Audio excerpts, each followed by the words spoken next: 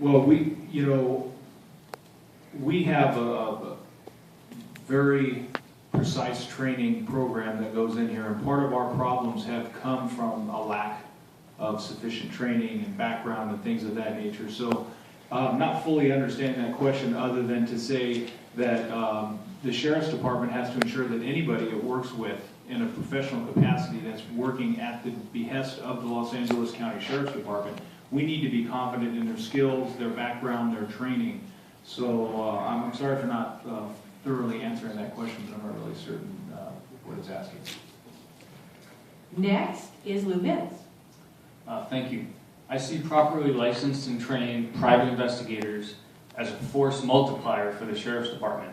And I would want to direct my personnel to support private investigators where they could, whether that means they need a uniformed presence to do an interview, or they need assistance with an investigation and it's legal, ethical, and moral to do it, then I would support them doing that. I'd much rather have, a private investigator that someone hires come in with a complete report and information handed to a detective, and that detective is able to take off running instead of being able to having to do the humdrum stuff, if you will. So I definitely support private investigators, and we want to partner with them in a collaborative working relationship so that we can achieve the same goals.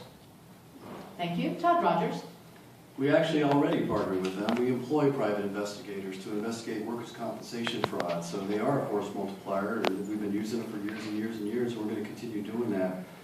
There are legal restrictions in terms of commingling investigative resources with private investigators. There are databases and information we have access to that we cannot legally share for any other purpose than what we do as law enforcement, so we have to be careful of that. That being said, we have folks out there trying to make a living, providing important service, including private investigators, bail recovery agents, repossession companies, and we need to work cooperatively with those. I just met with the California Bail Agents Association, and we're working on a training for our personnel provided by them so we can better understand the bail system. So I think there are great opportunities to work together, which we're already doing. Thank you. Bob Olmsted. Oh, thank you. I'll take this from a perspective of just not the private investigators, but all groups that are out there. Everybody comes with a different perspective that can add to law enforcement. All this is just an active partnership dealing with the community. The community is our client. Great example, I met with the AGLA, the Association of Greater Los Angeles Apartment Owners Association, and they put a lot of emphasis into videotaping their apartments and their complexes, and it solved a lot of crimes, and they're very helpful to us in that arena. And everybody, with this partnership, this active partnership we have, we can bring a lot of different aspects and perspectives and actions to helping us solve particular crimes. So to me, it's just reaching out to everybody, just not one, but it's a cooperation of all, active partnership of all. Okay, thank you.